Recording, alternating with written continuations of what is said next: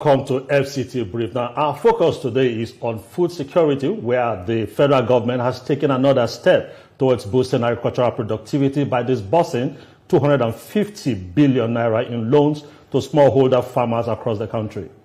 The intervention is part of government's broader strategy to tackle food inflation, increase local production, and reduce dependence on food imports. Officials say the loans are designed to empower small-scale farmers who make up the bulk of Nigeria's agricultural workforce.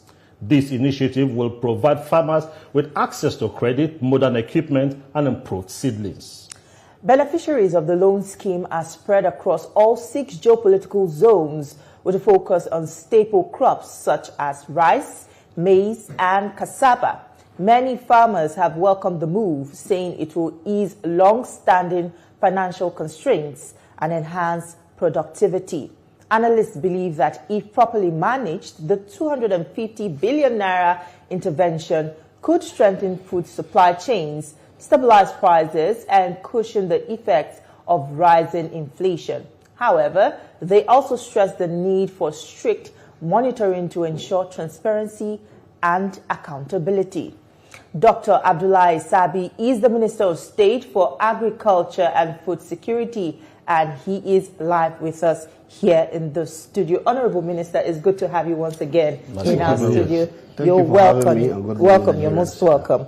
Well, let's jump straight in. Last week, that's precisely on Friday, we had the National Publicity Secretary of the All Farmers Association, and he was telling us how, farmers are not really carried along in the scheme of things, like all these government programs.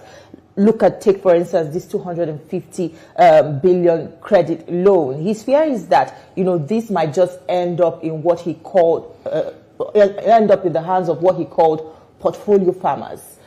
How do you respond to this position? Well, thank you very much for having me. And of course, his fears are justified. They are the operators on the ground. And of course, we are 2 years in government.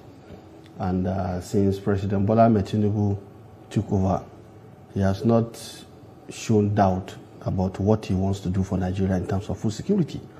And the vision is for food sovereignty, actually, where we are able to produce what we eat and eat what we produce. Because Nigeria is a blessed country, we have the arable land, and we have the hardworking farmers and indeed hardworking Nigerians. So what we're trying to do is to see that, yes, these potentials are there, but Nigerians will not eat potential. So we need to bring out programs and policies that will ensure that food is provided and is available all year round. Now, it's a bouquet of policy actions that we are having. And the aspect of the 250 billion is just one aspect of it. Now, because he is not aware of what is being planned, that's why he's saying what he's saying. But let me make it very clear and abundantly clear for that matter. Since we came on board in the Federal Ministry of Agriculture, myself and my brother and colleague, Distinguished Senator Awaka Kyari, we've never doubted or missed what our mission is. Our mission is to transform the agricultural sector. And within that context, we have always, almost everything we do, we bring in the farmer organization. In fact, we have done a robust stakeholder analysis to let us see who are the critical players in the sector. Because if you don't know what the stakeholders, are and who they are and what they do, then you might as well fall into what you are saying. Now, for this particular loan that is being talked about, what is happening right now is the mode, criteria, and the methodology and process of how this will get to the beneficiaries. That is what is being worked out. Okay. And I want to assure you that definitely the farmers group, because they are in different groups, they have their umbrella body. And Architect Kabir is their president. Everything we do in the ministry, we carry him along. Okay. Honorable Minister, when you're formulating policies, do you usually take inputs from these farmers, like the All Farmers Association of Nigeria? Because you said he may not be aware of what you're doing and he's still in the planning stage. Now, what was their own input? Because we also had projects in time past, like we had the Anchors borrowers that, despite the huge amount that was invested, we saw what happened to the price of rice. We didn't see much an aspect of a yield comparing to in comparison with how much was voted, so that such program will not become one program that will not outlive this government. Are you factoring this? Did you factor that in when you're developing these policies, or is it a policy from government and we just give it to them to implement? All right, let's get something very clear. Okay. You don't keep doing policies as a routine. Policies are created. The Federal Ministry of Agriculture already has a policy document. And that policy document is the National Agricultural and Innovation Technology Policy. That is the umbrella upon which everything we are doing is anchored. And of course, with the renewed hope agenda of the president, which is the national overall, overarching policy direction, all we needed to do was to look at the policy of the sector and how it aligns. And definitely it aligns. Because the core policy statement of the Federal Ministry of Agriculture and and food security is to promote food security, promote production of raw material for industry, promote production for export so that we're able to earn some, what do they call it, foreign exchange out of it, and then also do what we call environmental remediation. These policy statements are standard policy statements. But what you do to drive those policy statements is what we are talking about in terms of programs, in terms of initiatives, in terms of projects. Now, the other issue is that for every policy, there are strategies or approach to tackling those policies. One of the major constraints that you need to tackle if your policy has to have traction is access to capital. And I want to tell you the issue of access to capital is something that government is not joking with. That explains also why we have the National Agricultural Development Fund, which has now been brought on board to help support the growth of agricultural capital. Now, this other intervention is born out of the magnanimity of President Bola Ahmed Tinubu, who already had declared a state of emergency on food security. And so we are having a bouquet of actions from where we are bringing in food, which we have distributed. In this studio, I have given feedback on that when I was here the last time. And beyond that also, we need to carry on what we say the all year round farming. Now, to promote food security, we said Federal Ministry of Agriculture and Food Security is now promoting an all year round farming policy regime, which means for all of the 12 months, we must have activities in the agricultural sector, whether producing maize, cassava, rice, tomato, onions, and the like. And remember, I was here and I told you that, for example, if you look at tomato, onions, and pepper, these three commodities are what we call inflation sensitive. Most times when you see inflation, the key indicator is that the price of onions have gone up, the price of tomato has gone up, the price of pepper have gone up. So realizing this, for example, the ministry has taken this very seriously, and we are now having a response to these three commodities alone. So that at the end of the day, we are going to create a stability in terms of both their production, their supply, and the supply chain. All right, Honorable Minister, we'll still come back to a lot of issues on the table, but that'll be right after this short break. Don't go anywhere else. I have more for you. Stay with us. We'll be right back.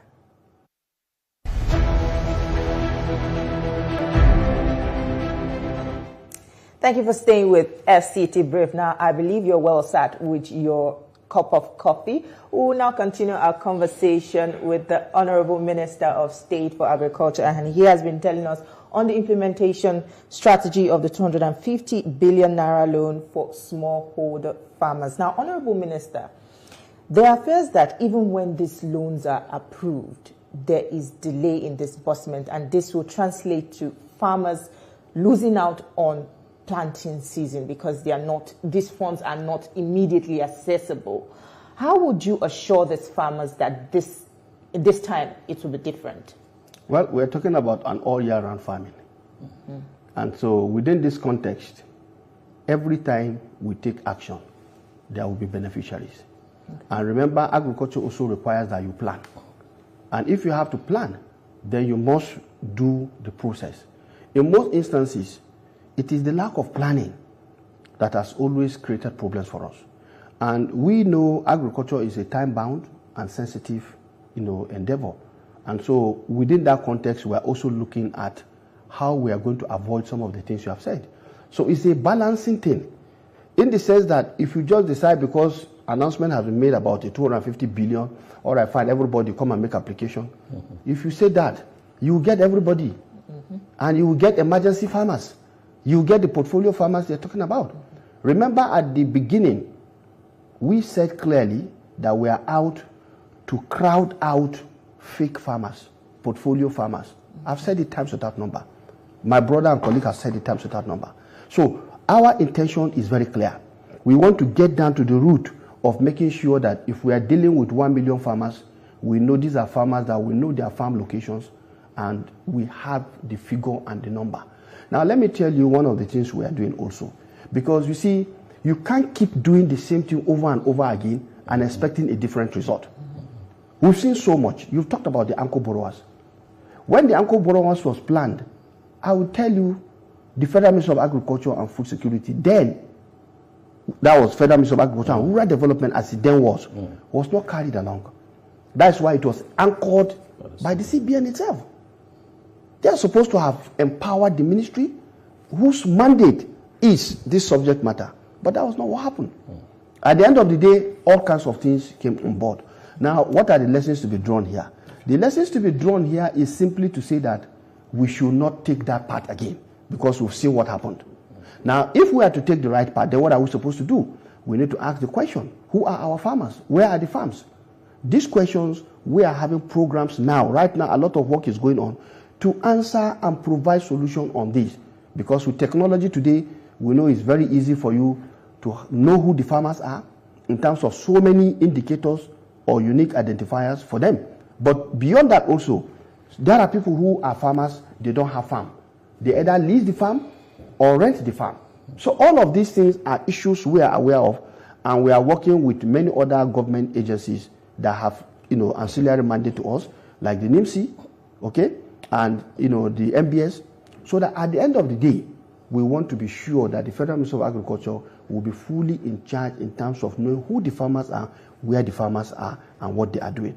Now, before you come in, let me say this. Graciously, when we review the situation, we realize we do not have a standard institutionalized gatekeeper for our agricultural data and the like. So for that reason, the federal government has now decided, we in particular have decided, because the two of us, when we came on board, we said we must reform the institutions. So we have now established the Federal Department of Agricultural Data and Analytics. This is to enable us know exactly what is happening in terms of what has happened yesterday. Because even if you have data and you are not able to gain insight into why the data is saying what it's saying to you, how do you grow? Okay. So there's quite a lot of things we are doing as a ministry to ensure that the mistake of the past is not repeated on us. Okay. Honourable Minister, the kind of agri-revolution this government is talking about will require the participation of all the tiers of governments. Yeah. And also, like we all know that the lands actually are domiciled in the various states. In the local government, actually. And laudable program by the federal government. Now, are the states working in tandem with the federal government about the actualization of this project? And if the states are on one side, we also have the regional development commissions. Is the ministry also leveraging on these so that we can rebut or improve on the days when we had cocoa in the west, we had groundnuts in the north, we had oil palm in the east, so that we become specialized in something? Yeah, we can do so many things, but we can be so proud that in the various regions, these are the major things we can boast of that we are internationally competent in doing.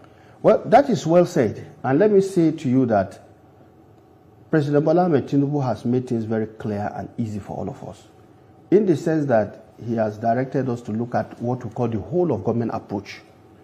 Remember, we have the coordinating minister of the economy.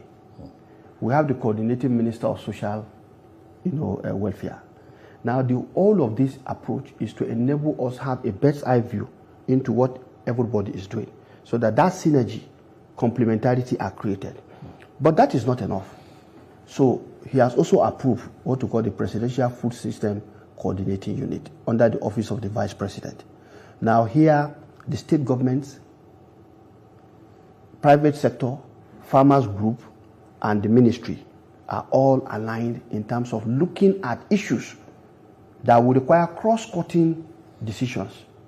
And we are already looking through this platform at so many of the things. In fact, this 250 billion is going to be supported by this particular platform in terms of who should benefit and what are the key methodologies and approaches that should be taken.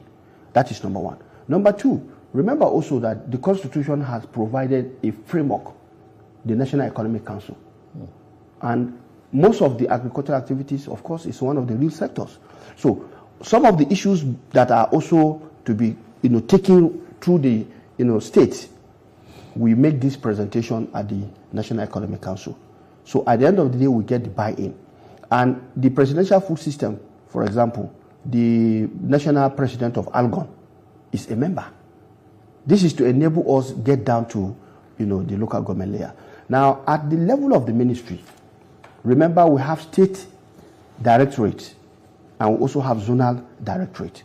So we are now currently rejigging the workings of these directorates to ensure that in each state, for example, we are going to have a federal officer who will be responsible for activities within a particular local government in partnership with the local government director of agriculture, the state officer who is there, so that the three of them are creating a bond in terms of traction that we will need for project implementation.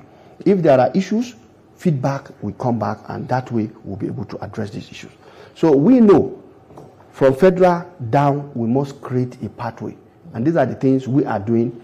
These are administrative arrangements, but we believe it will help to create the necessary traction and give us feedback also in terms of what is happening well or what is not happening well. Overall, what I want to say is that we are aware that food security activities is not a one-off thing. You don't say because you have bumper harvest this year, you go to sleep. No, you must sustain.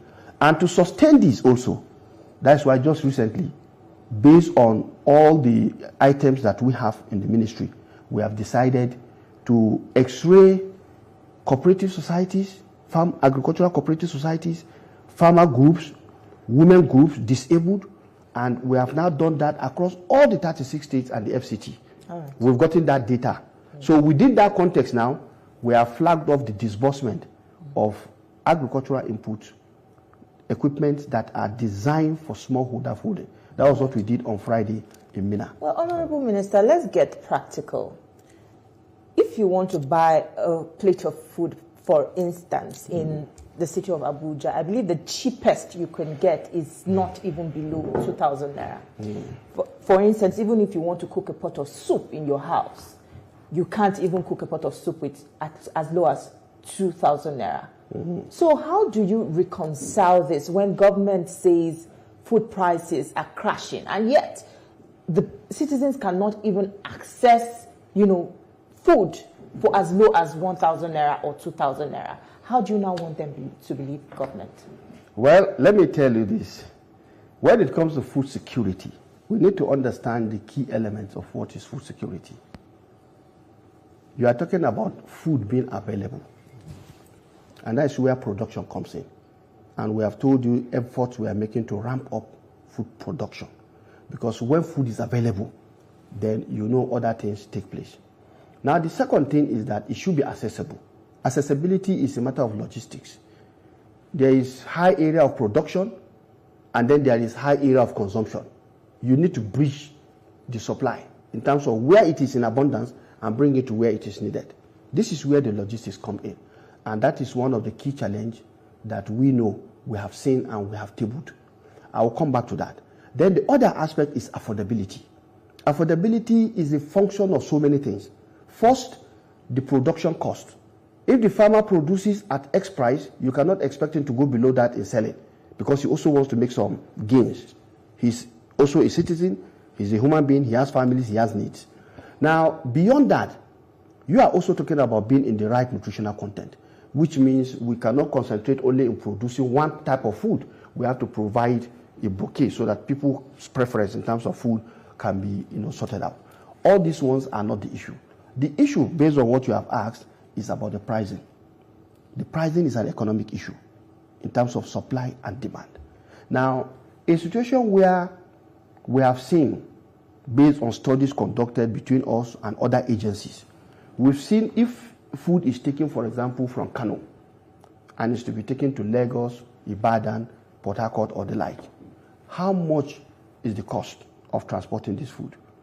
Beyond the original price that these marketers have to give to the transporter, they also give extraneous cost along the line.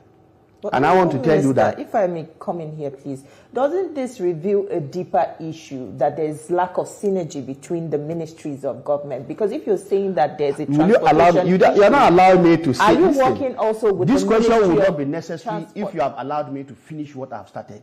All right. I'm making an explanation to you. Let me tell you the scenario. You need to understand the key drivers of what you are saying.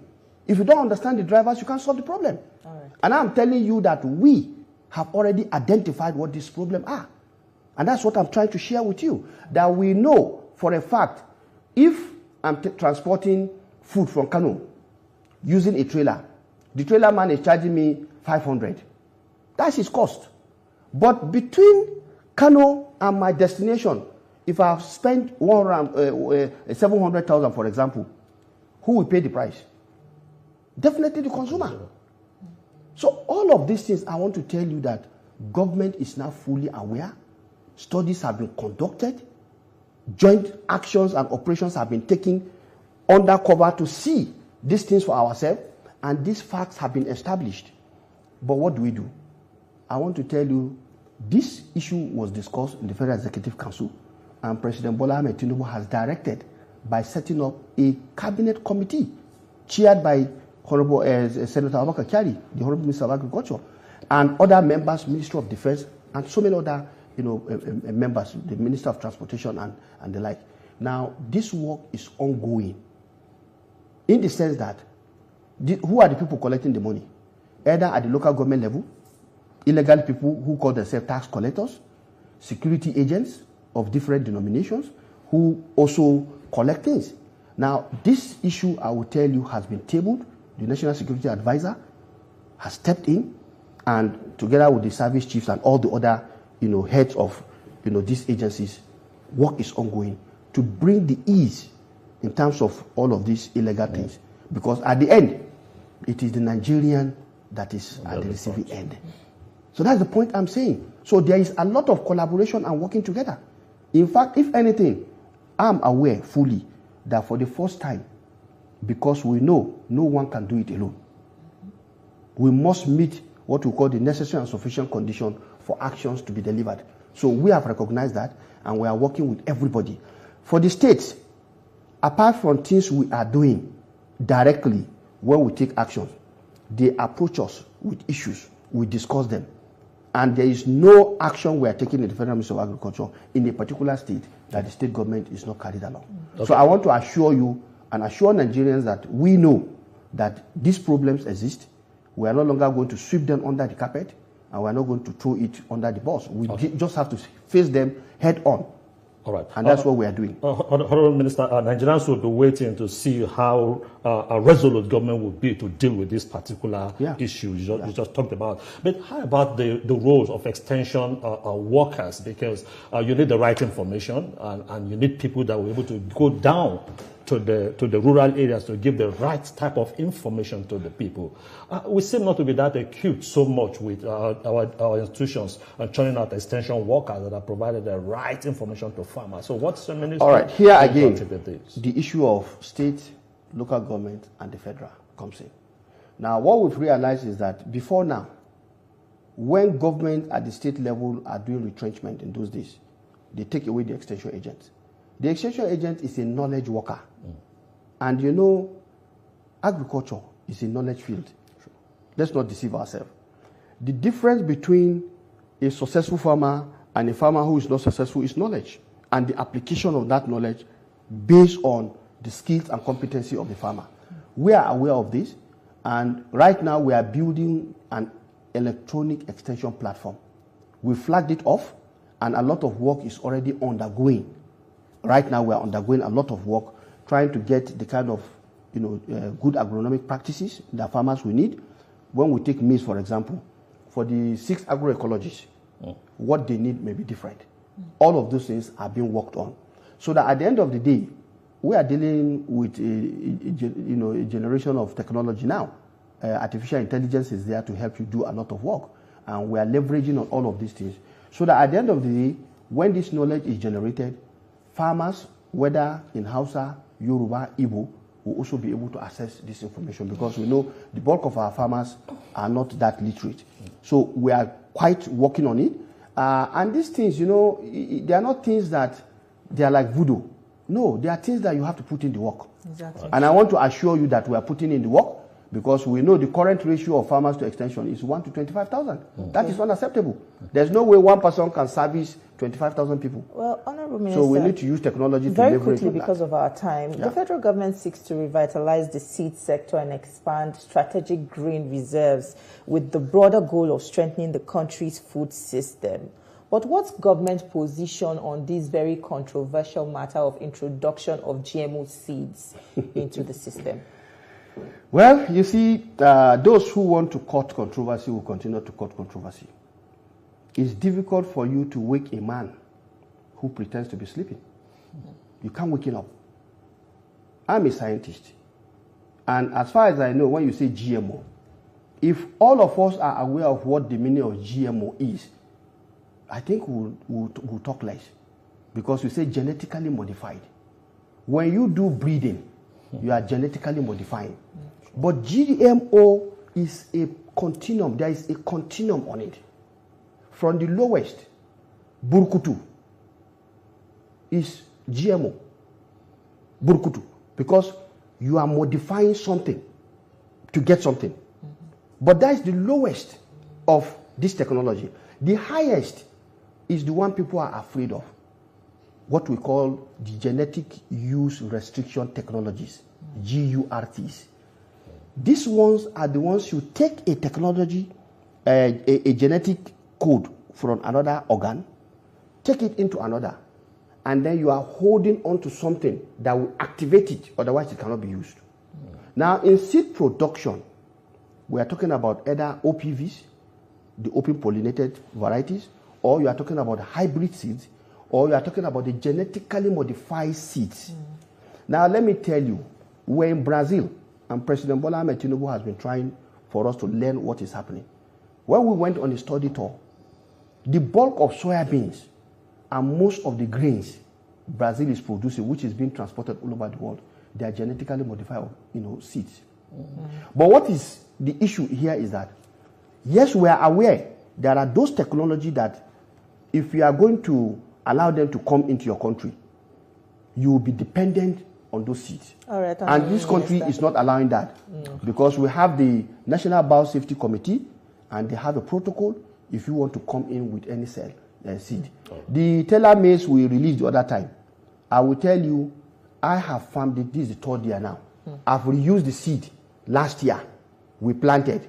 What we planted again, I've reused it this year. Honorable Minister, we have run out of time, unfortunately. Yes. But I wish I could still listen to you more because this is a very So I want to say this to Nigerians. I want to say this to Nigerians that Nigerians should be rest assured the federal government is not going to mortgage anybody on the basis of that. Beautiful place to live in. Thank you so much, Honorable Minister. It's a pleasure speaking with you. Thank you. Well, that's how we'll leave our conversation this morning. We're glad that you could be a part of it. We'll now hand you over to Lagos, where Ria Abdul and the rest of the team are standing by to continue with the rest of the show. All right. Thank you so much, Abuja. Great conversations there.